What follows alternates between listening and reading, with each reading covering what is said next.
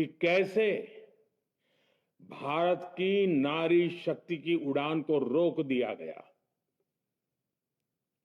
उनके सपनों को बेरहमी से कुचल दिया गया। हमारे भरसक प्रयास के बावजूद हम सफल नहीं हो पाए। नारी शक्ति वंदन अधिनियम में संशोधन नहीं हो पाया और मैं इसके लिए सभी माताओं, बहनों, उनसे मैं क्षमा प्रार्थी हूं। साथियों, हमारे लिए देश हित सर्वोपरि है, लेकिन जब कुछ लोगों के लिए दल हित सब कुछ हो जाता है,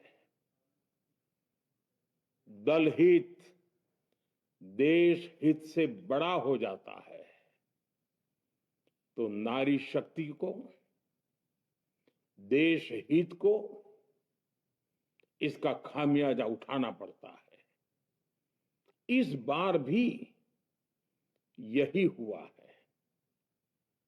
कांग्रेस, डीएमके, टीएमसी और समाजवादी पार्टी जैसे दलों की स्वार्थी राजनीति का नुकसान देश की नारी शक्ति को उठाना पड़ा है। साथियों, कल देश की करोड़ों महिलाओं की नजर संसद पर थी।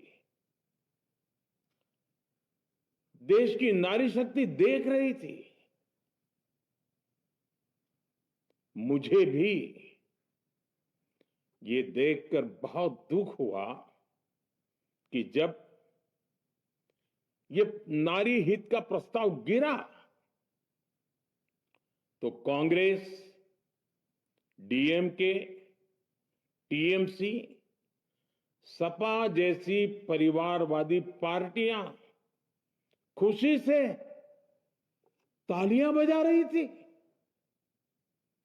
महिलाओं से उनके अधिकार छीनकर ये लोग मेजें थपथपा रहे थे। उन्होंने जो किया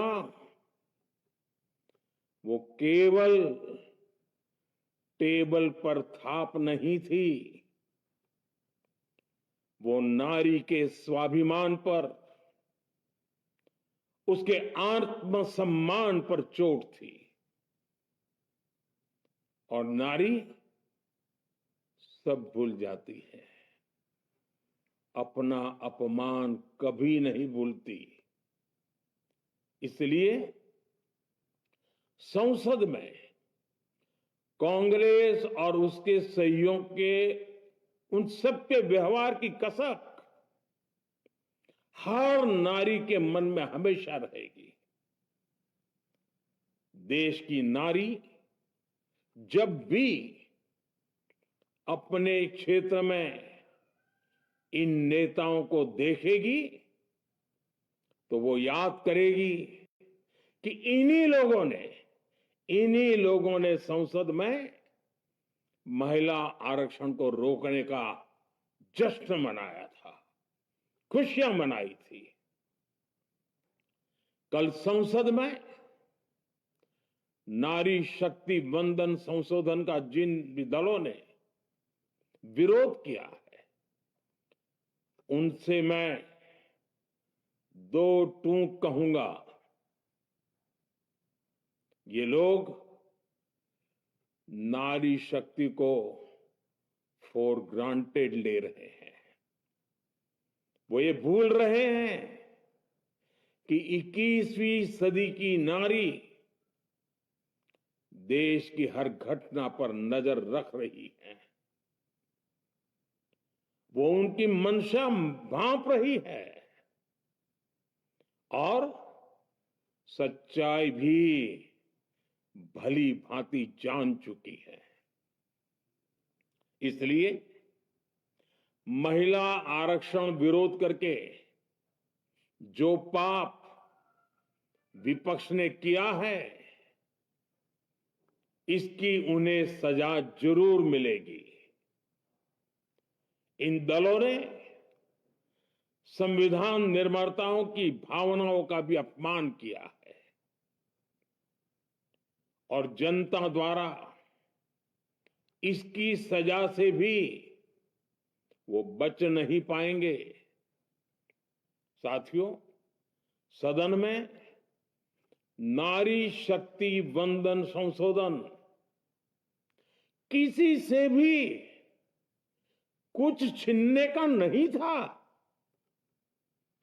नारी शक्ति वंदन संशोधन हर किसी को कुछ न कुछ देने का था, देने के लिए संशोधन का था। ये 40 साल से लटके हुए नारी के हक को 2029 के अगले लोकसभा चुनाव से उसका हक देने का संशोधन था। नारी शक्ति वंदन संशोधन 21वीं सदी के भारत की नारी को नए अवसर देने, नई उड़ान देने, उसके सामने से बाधाएं हटाने का महायज्ञ था। देश की 50% यानी आधी आबादी को उसका अधिकार देने का साफ नियत के साथ, ईमानदारी के साथ किया गया एक पवित्र प्रयास था। नारी को भारत की विकास यात्रा में सहयात्री बनाने और सबको जोड़ने का प्रयास था। नारी शक्ति वंदन संशोधन समय की मांग है। नारी शक्ति वंदन संशोधन उत्तर, दक्षिण, पूर्व, पश्चिम सभी राज्यों की, हर राज्य की शक्ति में समान वृद्धि का प्रयास था।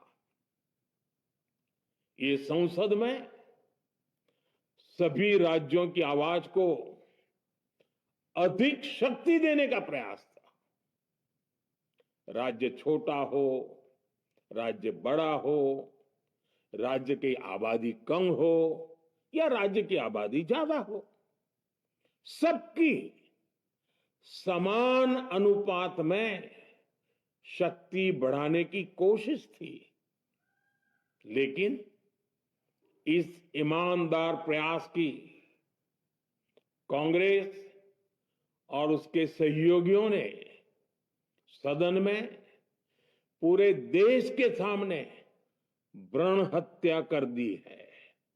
भ्रूण हत्या कर दी है। ये Congress, TMC, Samajwadi party, DMK जैसे दल इस भ्रूण हत्या के गुनहगार हैं। ये देश के संविधान के अपराधी हैं। ये देश की नारी शक्ति के अपराधी हैं। साथियों, कांग्रेस महिला आरक्षण के विषय से ही नफरत करती है। उसने हमेशा से ही महिला आरक्षण को रोकने के लिए षड्यंत्र किए हैं। इस दिशा में पहले जितनी बार भी प्रयास हुए, हर बार कांग्रेस ने इसमें रोड़े अटकाए हैं। इस बार भी कांग्रेस और उसके साथियों ने महिला आरक्षण को रोकने के लिए एक के बाद एक नए झूठ का सहारा लिया। कभी संख्या को लेकर,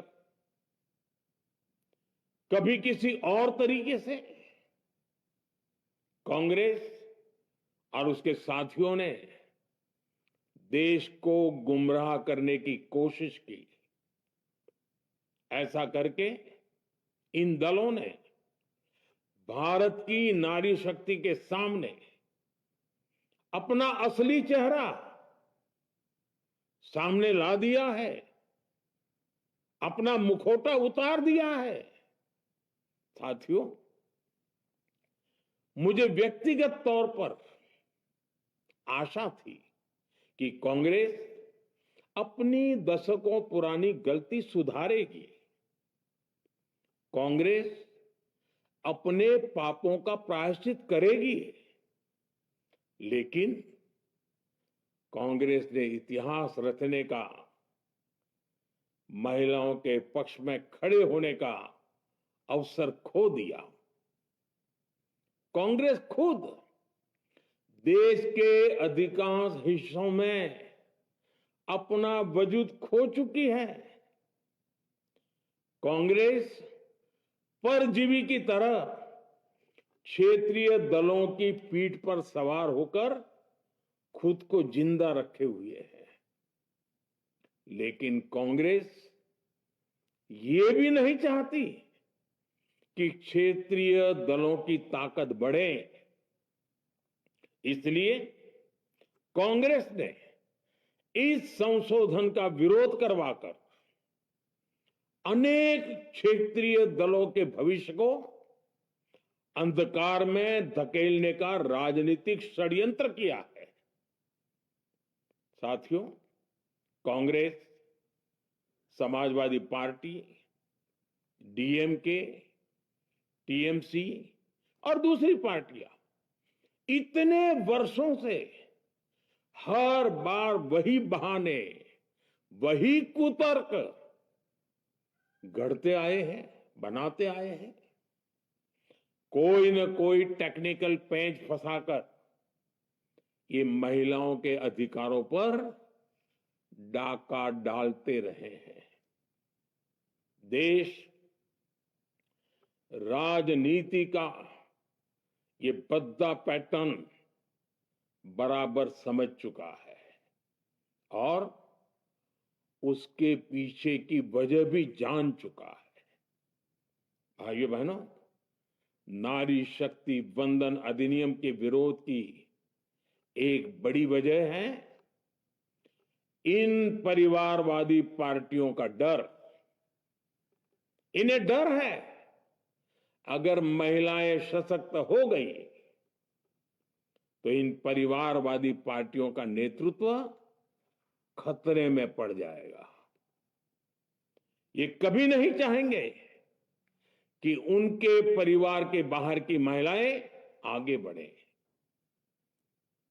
आज पंचायतों में, लोकल बॉडीज में जिन हजारों लाखों महिलाओं ने अपनी क्षमता को साबित किया है, जब आगे बढ़कर लोकसभा और विधानसभाओं में आना चाहती हैं, देश की सेवा करना चाहती है, परिवारवादियों के भीतर उनसे असुरक्षा की भावना बैठी हुई है। परिसीमन के बाद महिलाओं के लिए कहीं ज्यादा सीटें होगी, महिलाओं का कद बढ़ेगा। इसलिए इन लोगों ने नारी शक्ति वंदन संशोधन का विरोध किया है। देश की नारी शक्ति कांग्रेस और उसके सहयोगियों को इस पाप के लिए कभी माफ नहीं करेगी। मेरे प्रिय देशवासियों, कांग्रेस और उसके साथी दल डिलिमिटेशन पर लगातार झूठ बोल रहे हैं। ये इस बहाने विभाजन की आग को सुलगाना चाहते हैं, क्योंकि बांटो और राज करो, कांग्रेस ये पॉलिटिक्स अंग्रेजों से विरासत में सीख कर आई है। और कांग्रेस आज भी उसी के सहारे चल रही है। कांग्रेस ने हमेशा देश में दरार पैदा करने वाली भावनाओं को हवा दी है। इसलिए यह झूठ फैलाया गया कि डीलिमिटेशन यानी परिसीमन से कुछ राज्यों को नुकसान होगा, जबकि सरकार ने पहले दिन से स्पष्ट किया है कि न किसी राज्य की भागीदारी का अनुपात बदलेगा, न किसी का रिप्रेजेंटेशन कम होगा, बल्कि सभी राज्यों की सीटें समान अनुपात में ही बढ़ेगी। फिर भी कांग्रेस, डीएमके, टीएमसी और समाजवादी पार्टी जैसे दल इसे मानने को तैयार नहीं हुए। साथियों, ये संशोधन बिल सभी दलों और सभी राज्यों के लिए एक मौका था, एक अवसर था। ये बिल पास होता तो तमिलनाडु, बंगाल, यूपी, केरला हर राज्य की सीटें बढ़ती। लेकिन अपनी स्वार्थी राजनीति की वजह से इन दलों ने अपने राज्यों के लोगों को भी धोखा दे दिया। जैसे कि डीएमके के पास मौका था कि वो और ज्यादा तमिल लोगों को सांसद विधायक बना सकती थी, तमिलनाडु की आवाज और मजबूत कर सकती थी, लेकिन उसने वो मौका खो दिया। टीएमसी के पास भी बंगाल के लोगों को आगे बढ़ाने का मौका था, लेकिन टीएमसी ने भी ये मौका गंवा दिया। समाजवादी पार्टी के पास भी मौका था कि वो महिला विरोधी छवि होने के दाग को कुछ कम कर सके, लेकिन सपा भी इसमें चूक गई। समाजवादी पार्टी लोहिया जी को तो पहले ही भूल चुकी है। सपा ने नारी शक्ति वंदन संशोधन का विरोध करके लोहिया जी के सारे सपनों को पैरों तले रौंद दिया है। सपा महिला आरक्षण विरोधी है। ये यूपी की और देश की महिलाएं कभी नहीं भूलेगी। साथियों, महिलाओं के आरक्षण का विरोध करके कांग्रेस ने फिर एक बात सिद्ध कर दी है। कांग्रेस एक एंटी रिफॉर्म पार्टी है। 21वीं सदी के विकसित भारत के लिए जो भी निर्णय, जो भी रिफॉर्म जरूरी है,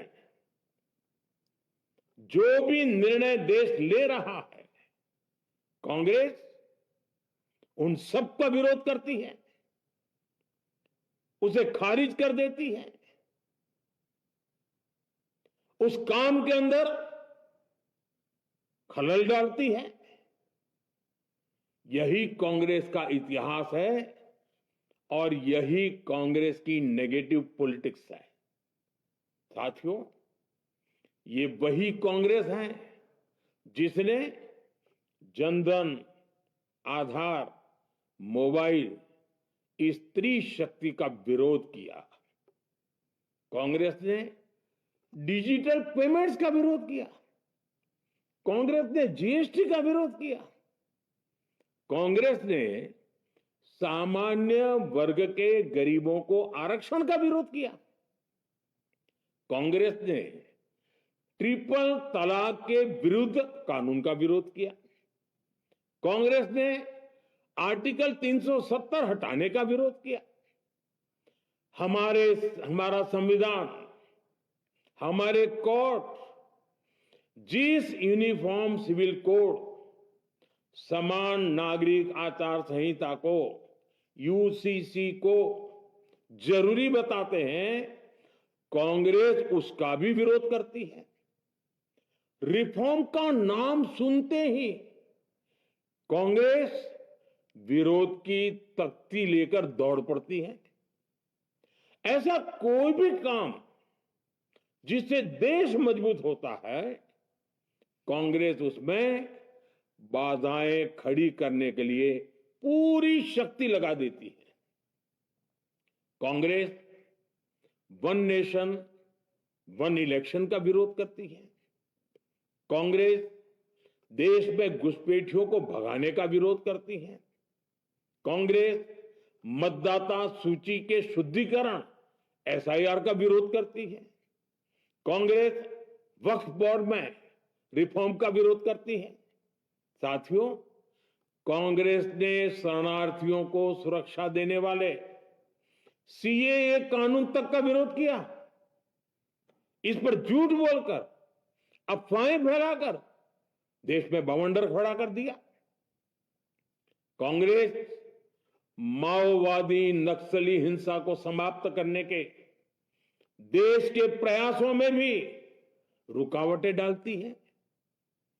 कांग्रेस का एक ही पैटर्न रहा है, कोई भी रिफॉर्म आए तो झूठ बोलो, भ्रम फैलाओ। इतिहास साक्षी है, कांग्रेस ने हमेशा यही नेगेटिव रास्ता चुना है। साथियों, जो भी कार्य देश के लिए जरूरी फैसला होता है, कांग्रेस इसको कारपेट के नीचे डाल देती है। कांग्रेस के इसी रवैये की वजह से भारत विकास की उस ऊंचाई पर नहीं पहुंच पाया जिसका भारत हकदार है। आजादी के समय उस दौर में हमारे साथ और भी कई देश आजाद हुए थे। ज्यादातर देश हमसे बहुत आगे निकल गए और इसकी वजह थी कि कांग्रेस हर रिफॉर्म को रोककर बैठी रही। लटकाना, भटकाना, अटकाना, यही कांग्रेस का सिद्धांत रहा है, यही कांग्रेस का वर्क कल्चर रहा है। कांग्रेस ने पड़ोसी देशों के साथ सीमा विवादों को लटकाया। कांग्रेस ने पाकिस्तान के साथ पानी बंटवारे से जुड़े विवादों को लटकाया। कांग्रेस ने ओबीसी आरक्षण के निर्णय को 40 साल तक लटकाए रखा। कांग्रेस ने सैनिकों के लिए वन रैंक वन पेंशन को 40 साल तक रोके रखा। साथियों, कांग्रेस के इस रवैये ने हमेशा देश का बहुत बड़ा नुकसान किया है। कांग्रेस के हर विरोध, हर अनिर्णय, हर छल प्रपंच का खामियाजा देश ने भुगता है, देश की पीढ़ियों ने भुगता है। आज देश के सामने जितनी भी बड़ी चुनौतियां हैं, वो कांग्रेस के इसी रवैये से उपजी हुई है। इसलिए ये लड़ाई सिर्फ एक कानून की नहीं है, ये लड़ाई कांग्रेस की उस एंटी रिफॉर्म मानसिकता के साथ है जिसमें सिर्फ नेगेटिविटी है, नकारात्मकता है। और मुझे इसमें कोई संदेह नहीं है कि देश की सभी बहनें बेटियां कांग्रेस की इस मानसिकता को करारा जवाब दे के रहेगी। साथियों, कुछ लोग देश की महिलाओं के सपने टूटने को सरकार की नाकामी बता रहे हैं, लेकिन ये विषय कामयाबी या नाकामयाबी क्रेडिट का था ही नहीं। मैंने संसद में भी कहा था, आधी आबादी को उनका हक मिल जाने दीजिए। मैं इसका क्रेडिट विज्ञापन छपवाकर विपक्ष के सभी लोगों को दे दूंगा, लेकिन महिलाओं को दकियानुसी सोच से देखने वाले फिर भी अपने झूठ पर अड़े रहे, कायम रहे। साथियों, नारी शक्ति को भागीदारी दिलाने की लड़ाई दशकों से चल रही है। वर्षों से मैं भी इसके लिए प्रयास करने वालों में से एक हूं। कितनी ही महिलाएं ये विषय मेरे सामने उठाती रही हैं, कितनी ही बहनों ने पत्र के द्वारा मुझे सारी बातें बताई हैं। मेरे देश की माताएं, बहनें, बेटियां, मैं जानता हूं आज आप सब दुखी हैं। मैं भी आपके इस दुख में दुखी हूं। आज भले ही बिल पास कराने के लिए जरूरी 66% वोट हमें नहीं मिला हो, लेकिन मैं जानता हूं देश की 100%, 100% नारी शक्ति का आशीर्वाद हमारे साथ है। मैं देश की हर नारी को विश्वास दिलाता हूं, हम महिला आरक्षण के रास्ते में आने वाले हर रुकावट को खत्म करके रहेंगे, हटा करके रहेंगे। हमारा हौसला भी बुलंद है, हमारी हिम्मत भी अटूट है और हमारा इरादा भी अड़िग है। महिला आरक्षण का विरोध करने वाली पार्टियां ये देश की नारी शक्ति को संसद और विधानसभाओं में उनकी भागीदारी बढ़ाने से कभी भी रोक नहीं पाएंगे। सिर्फ वक्त का इंतजार है। नारी शक्ति के सशक्तिकरण का बीजेपी एनडीए का संकल्प अक्षुण्ण है। कल हमारे पास संख्या बल नहीं था, लेकिन इसका मतलब ये नहीं है कि हम हार गए। हमारा आत्मबल अजेय है। हमारा प्रयास रुकेगा नहीं, हमारा प्रयास थमेगा नहीं। हमारे पास आगे भी और मौके आएंगे। हमें आधी आबादी के सपनों के लिए, देश के भविष्य के लिए इस संकल्प को पूरा करना ही है। आप सबका बहुत बहुत धन्यवाद।